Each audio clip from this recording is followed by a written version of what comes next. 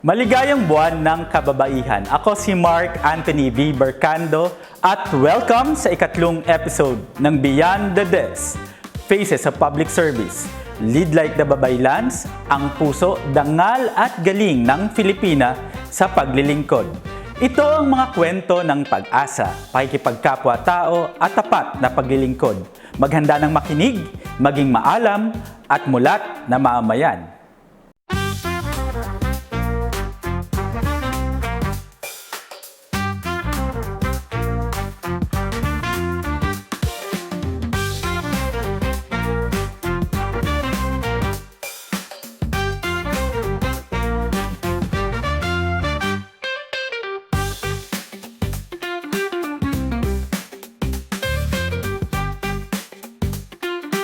Nakikiisa tayo sa Women's Month celebration na ang tuon ngayong taon ay Lead Like the Babaylans, Pilipinas.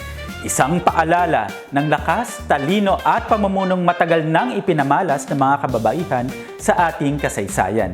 Sa episode na ito, pag-uusapan natin ang mahalagang papel ng kababaihan sa pamumuno at kung paano isinusulong ng pamahalaan ang gender equality at gender empowerment. Noong unang panahon, alam niyo po ba na ang mga babaylan ay nagsilbing gabay, manggagamot at tagapagtanggol ng ating pamayanan? Ngayon sa Beyond the Desk, ating titingnan kung paano nananatiling buhay ang dugong babaylan sa ating mga kababaihan mula sa kanilang pagiging leader hanggang sa kanilang papel sa paghilom at paghubog ng lipunan. Kaya naman kasama natin ngayon ang isang espesyal na panauhin na si Ms. Narlene Santos Millar, Executive Director ng Philippine Commission on Women, ang pangunahing ahensya ng pamahalaan na nangunguna sa pagsusulong ng karapatan at kapakanan ng kababaihan sa bansa. Pinangunahan niya ang pangunahing gawaing pampolisiya, advokasya at koordinasyon ng ahensya. Ginagampanan niya ang mahalagang papel sa pagbibigay ng mataas na antas na payang pangpamahalaan at sa pagiging kinatawan ng bansa sa mga regional, national at international na usaping pangkababaihan. Bilang kinikilalang expert, nakakatulong siya sa pagbuo ng mahahalagang balangkas at pahayag na nagtutaguyod ng women empowerment at women's rights. Welcome po sa ating palatuntunan, Edie Narlene, at bumating muna po kayo sa ating mga manonood. Hello, Mark, at magandang umaga sa ating lahat, sa lahat ng tagapakinig, tagapanood ng Beyond the Desk. Okay, at of course, nagpapasalamat po kami ngayon pa lamang sa pagpapaunlak sa amin.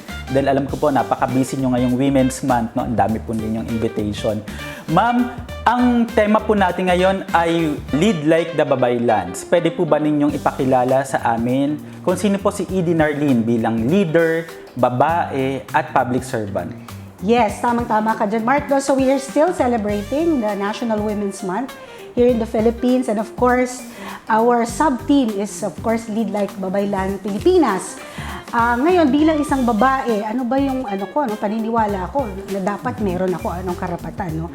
So naniniwala ako na ang kababaihang Pilipino ay dapat nakikita at naririnig, no? So we should, because we are composed of almost half of the population in the Philippines, no? So we should be part of the decision-making processes. Our thoughts, our ideas, ang ating mga, yung konteksto na pinanggagalingan ng bawat isang babae ay dapat naririnig sa serbisyo ng ating pamahalaan. Mula sa barangay level, sa local government units, hanggang of course sa national government units level, and of course pagdating sa international discussion. Kasi syempre, meron ka dapat stake. No? As a woman, meron kang stake sa ano ba dapat yung i-focus ng national development or maging local development. So dapat we are listened to, we should be heard, our voices should be put into the mainstream, and of course dapat igalang yung ating mga experiences, yung mga experiences ng mga kababaihan. Kasi importante yun na kapag kasi minsan, decision-making processes have this just the masculine perspective. Hindi nakikita yung perspektibo ng other sex or yung feminine perspective. So dapat naririnig, napapakinggan ang boses ng kababaihan. Yan po ay bilang babae, bilang public servant, at bilang leader. Ma'am, ano po ba ang mandato ng PCW? Alam ko matagal na po ang inyong ahensya. Yes. At of course, para po sa ating mga nanonood at bago pa lamang pumapasok sa pamahalaan, maybe you can tell us, ano po ba ang mandato at itinataguyod talaga ng PCW? So ang mandato is the same pa rin, no? Kahit na-rename kami noong 2009 with the passage of the Magna Carta of Women. Okay. So ito po ma'am ay in aid of the yes, so, Magna Carta. Right, correct. 2009. So nagkaroon ng batas noong 2009, yung tinatawag natin Magna Carta of Women. So I hope all of your listeners are familiar with that. At ni-rename yung National Commission to the Philippine Commission. That makes it something new kasi parang alam ko talaga medyo iba ang pangalan dati. Parang nag-expand yung mandato, no? So we are still a policy making and oversight body of the government on gender equality and women's empowerment, no? Ang talagang mandato is to advise the president and the cabinet on concerns, no, on women and gender equality. So nagbibigay kami ng of course technical assistance kasi syempre the strategy that we have adopted is called the gender mainstreaming. Right, no? right. So, maaring maraming government agencies and even local government units, ano ba yung gender mainstreaming? Paano ba siya gagawin? So, kailangan mag-set kami ng standards, tools, technical assistance processes para mapaintindi sa ating mga government agencies paano ba yung gender mainstreaming. And of course, as policy making, nagsusulong kami ng pag-amyenda ng mga batas na discriminatory, no, sa kababaihan at pagsulong ng mga bagong batas para mas mapaigting yung karapatan ng mga kababaihan. So, yun yung mga ibang mandato. Siyempre, of course, monitoring and evaluation. Right. Mahalaga yan para to sustain, no, that the program is working. Correct. So, kasi siyempre, meron kasi tayo sa gobyerno na God budget, no? Of course, I think your listeners and viewers are familiar with the 5% God budget. Yeah. I think napakahalaga po niyan kasi parang all agencies are really obliged to exactly. Even allot kami 5%. sa PCW, no? I mean, of course, Civil Service Commission is also submitting their budget. Even the Commission on Audit, all, not only executive, even legislative and the judiciary, they're preparing that, even the local government units. So, kailangan nating i-monitor. Kasi, hindi lang ito, hindi naman ito dagdag na pondo. Diba? Kasi nga, mainstreaming yung strategy natin. So, ibig sabihin, dapat marunong silang tumingin, ano ba yung gender issue? No, very critical 'yon eh. Ano yung gender issue na dapat adresan ng isang government agencies na tumutugon sa kanyang clients at sa kanyang organization. At yun dapat ina-address niya sa God plan. At ang cost nun, yun yung 5% God budget. Remember, it's just a base amount. No? It could be 100%. Could be higher. Yes, it could be higher. Ito, medyo curious ako, no? Kasi yung sinaunang panahon, ang babaylan ay hindi lang spiritual na pinuno, kundi sila ay tagapayo at gabay sa komunidad. Paano naman po, kasi kayo na binabanggit nyo na kayo po ay nagbibigay ng advice dun sa ating president, no? Sa Office of the President, kung paano itataguyod yung mga policy. Ma'am, paano po sa PCW? Paano kayo nagiging babaylan sa mga ahensya ng pamahalaan? Yan, maganda yan. Kasi 'di ba, when we look back at our pre-colonial history, herstory pala. Ang babaylan ay hindi lang spiritual leaders. No? Akala kasi ng iba parang ito yung mga manghihilot, yung mga nagtatawas, hindi gano'n, no? They are spiritual leaders, they're actually advisors of the Datu, no? Yung mga leaders, and they are a very important part of the community, no? So sila yung mga tagapayo, advisor, tagapanatili ng, of course, ng balance, and of course, they are mediators, tagapamagitan para mas peaceful yung negotiation. So I think that is similar to what the PCW is doing right now in the bureaucracy. No, we are advisor, of course, to the president and to the cabinet, and of course to all of the government agencies that are asking for assistance from us. We are also alam mo yung tagapamagitan. Of course, syempre, kapag sinasabi, ano po ba ang tamang interpretation ng mga polisiya? Lalo yung mga standards, medyo kinakailangan linawin yan. Exactly. Like for example, the interpretation of the God budget policy. Diba? Kasi maraming nagsasabi, dapat iset aside. Ibukod mo muna yung 5%. Kasi yun yung gagawin mo ng program. So, syempre, we try to explain the context of the law or the policy na. The idea is not to set aside, but because the strategy is to mainstream, is that you use the 5% as a startup to influence the rest of the processes to make the 95% more gender responsive. Tapos, pananatili ng balanse, paano namin ginagawa yan? We're actually pushing for, legislations that will really address discriminatory laws. Kasi marami pa tayo, Mark, no? even our family code, our revised penal code, maraming discriminatory provisions like merong meron tayong current law na in cases of disagreement, the decision of the husband or the father will prevail. Ito yung sinasabi niyo sa family code ngayon. Yes. Kailangan silipin. So parang, teka lang, sandali. How do we balance that, diba? Of course, if we use male standard as always the correct standard, that makes the other sector, the women, invisible. So, tinatry natin magkaroon ng mga pagbabago sa polisiya. And of course, we always challenge the status quo. Right. Diba? Marami kasi issues na lumalabas ngayon na hindi naman issues ng araw. Totoo. Diba? Halimbawa, yung mga technology-facilitated gender-based violence. Kasi nung nagsisimula ako sa pamahalaan, I've been in the government for 28 years. Wow. Wala bang masyadong internet, di ba? Right, Yung right. hindi pa issue yung mga online BAW or gender-based violence or even online scamming, hindi pa uso yun. But of course, with technology, with new AI, so a lot of new issues are coming up that could potentially affect the situation or concerns of women. So that's how PCW balances. We give opinions, we render technical advice, and of course, we issue mga policy briefs. Right. Ma'am, kung ating uugatin, ang haba na ng talagang hinubog yung konsepto ng kababaihan, no. Ma'am, paano po ba hinubog ng panahon? Kasi kayo na minimension nyo about ngayon we're talking about online violence against women, etc. Pero kung uugatin natin yung kasaysayan ng Pilipinas, paano po ba hinubog ng panahon ang konsepto ng kababaihan sa ating bansa? Yes. So, siguro, Mark, babalikan ko lang yung tema ng Women's Month natin. So, bakit ba ang PCW, inuungkat namin itong pre-colonial idea of women's leadership, no? Kasi, this is about what is ancestral to us, Filipinos. No, hindi siya... Very unique. Very unique talaga very siya Filipino. na hindi siya bigay ng dayuhan. Kasi talagang being a babaylan leader means a leader that is empowering, a leader that is looking at really the situation of the community. It's not self-serving.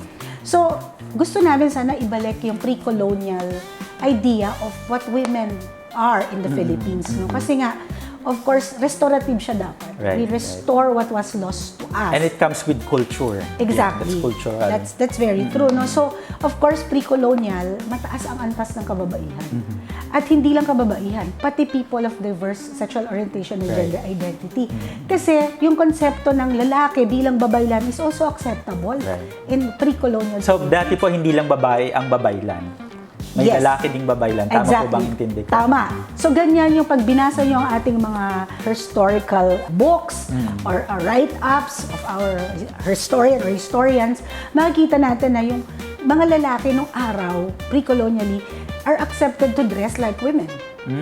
Okay. And to behave like women because they are babaylans as well. So they're also revered, they're also respected in the community. So what happened? No, of course, colonialism happened. Of course, they introduced new cultures in the Philippines. They introduced, religion as well. So as we progress in our history with different eras in the Philippines, maraming dumating na both positive and negative aspect of how Filipino women are viewed. No? But currently, of course, with the modern times, we see a lot of development in the context of Filipino women. No? So, ngayon, of course, while marami pa ring issue kinakaharap, women now, of course, under our Constitution are free to explore whatever they want to do. No? They should be educated. They could go into higher learnings, take up their masters, their PhDs. So parang wala ng delineation between men and women kung anong gusto. Meron pa din, pero of course, mas masasabi natin, mas marami na silang karapatan. Of course, women still experience gender-based violence. Dapat wala nang ganon, Mark, di ba? Right. Women still die giving birth. Yeah, that's something Our that, maternal mortality, biological kasi yes, talagang our maternal mortality is still not within the SDG standards. Okay. Oo, kasi dapat sa SDG, dapat 70 for 100,000 live births or below. Sa atin, nasa 80s pa tayo. So why should women die because of childbirth? Kasi meron pa rin tayo mga lugar sa Pilipinas na tinatawag natin geographically isolated disadvantaged areas. Ito yung mga kulang pa yung services. Yes. So, hindi pa masyadong naaabot. Siguro yung mga sasakyan, hindi pa masyadong makarating. Ang mga daan ay baku-baku pa, na hindi pa siya masyadong accessible for transportation. So, merong mga progress, but at the same time, meron pa rin issues. Right. And that's how the concept of women, no, evolved, no, throughout the years. Okay. Ma'am, paano po natin ihikayatin ang ating mga ahensya sa pamahalaan na isabuhay itong tuon o focus ng Women's Month, no, na Lead Like the Babaylan Pilipinas? At paano po ito tatago sa kanilang mga gawain or aktibidad, ma'am? Yes. So, sa modern governance, no, Lead Like a Babaylan, dapat maisabuhay natin to sa pamamagitan ng pamumuno na may malasakit. Very important. Aktibong nakikinig, active listening, nakatuon sa kapakanan ng lahat. Very important as a gender perspective or gender element is yung participatory governance. Okay. So dapat as a babaylan leaders, we should look into how we consult our stakeholders, our constituents, how we listen to them. Dapat baguhin natin yung thinking na top-down approach. Kasi parang, alam na namin ang problema, ito yung programa na gagawin namin. Pero dapat paintindihan ng ating mga ahensya ng pamahalaan na hindi pare-pareho ang pinanggagalingan ng ating stakeholders. No, kahit ang mga kababaihan mismo, meron kaming iba-ibang pinanggagalingan. Ma'am, may mga nanonood na kababaihan ngayon o even youth o kabataan na gustong maging leader someday sa pamahalaan. Ano po ang inyong pwedeng ibigay na payo? Yes, of course, sa ating mga kababaihan and of course the youth. Very important yan, Mark, ngayon kasi syempre they are the future of our government, of our country, no? Sa inyo na mga nangangarap na maging leader ng ating pamahalaan para maging babaylan, no? Isa sa mga gusto naming paalala sa inyo, para sa ating lahat, of course, ang tunay na pamumuno ay hindi manggagaling sa ibang tao, hindi manggagaling sa bagay o posisyon. Ito ay dapat rooted or nakaugat sa hibla ng inyong pagkatao at kasaysayan. So dapat mas mas tignan natin yung experience ba natin bilang babae, bilang kabataan, paano natin ito ibabahagi sa ating mga gustong paglingkuran. So maswerte siguro yung ibang mga tao na hindi naka-experience ng diskriminasyon. No? Pero dapat mas maging sensitive tayo doon sa konteksto ng ibang tao. No? Siguro yun yung, hindi lang siguro sa mga kababaihan, pati sa kalalakihan. No, minsan kasi, of course, we know that in our government, even in the leadership position, mas marami pa rin ang kalalakihan, no? in the government. Pero of course, malaki pa rin ang papel na ginagampanan nyo bilang leader. No? Kahit kayo yung mga kalalakihan, because of course, we value, of course, the partnership of men in this advocacy for women's empowerment and gender equality. So we need to work together, Mark. Hindi ito competition ng men versus women. That's not the idea of gender and development or gender mainstreaming. It is how we can maximize your strength and how you can help us elevate our strength to ensure that we work together for empowerment and equality. So yun yung dapat po nating tandaan. Hindi po tayo nagko-compete with each other, men versus women, but we want to maximize saan yung strength ng bawat isa sa atin. And of course, be more gender responsive to your clients, to your constituents, and of course to your respective homes. Kasi Mr. Mark, importante na magsimula tayo sa bahay. No, yung simpleng pagpapalaki lang ng ating mga anak. No, kung may kamalayan na tayo tungkol sa roles, gender roles na binibigay natin, makikita natin na even the tasks that we assign in the household. And even the choice of color, ma'am, di ba? Exactly. Even that. Ang importante kasi magsimula din tayo sa ating mga anak. The new generation should be also taught to be more gender sensitive or gender responsive. At napakahalaga po talagang they start it young. Para po as they grow old, at least nadadala nila yun. Napakahalaga po ng formative years sa mga bata. At napakarami po namin gusto talagang itanong sa kanila. But of course, we have a limited time. Thank you so much po, Edie Narlene. It's a pleasure having you in this humble program of CSC-NCR at sana po ay huwag kayo madadala sa amin. Maraming salamat, Mark, and of course, sa ngalan po ng Philippine Commission on Women, nagpapasalamat din kami sa pagbibigay niyo ng opportunity for us to join the Beyond the Desk bilang selebrasyon ng ating National Women's Month for 2026. And I hope hindi lang ito ang huli. Please invite us more in your of course. succeeding program. Thank you po, ma'am. Thank you, Mark. Sa pagtatapos ng ating talakayan, naway magsilbi itong paalala na ang diwa ng Lead Like the Babaylans, ang puso, dangal at galing ng Pilipinas sa paglilingkod ay hindi lamang simpleng focus ng Women's Month ngayong taon. Ito ay isang panawagang buhayin natin ito sa paglilingkod sa bayan. Ito ay panawagang mamuno tulad ng mga babaylan, may tapang na malampasan ang mga hamon ng panahon, may katapatang nakaugat sa kabutihan na inuuna ang bayan bago ang personal na interes. Sa ating serbisyo publiko, naway dalhin natin ang pagsisilbi at pamumuno na makatao, matatag at may layuning magbigay sa mas inklusibo at patas na lipunan. Manatiling nakatutok at makisabay sa ating mga susunod pang kwentuhan at talakayan.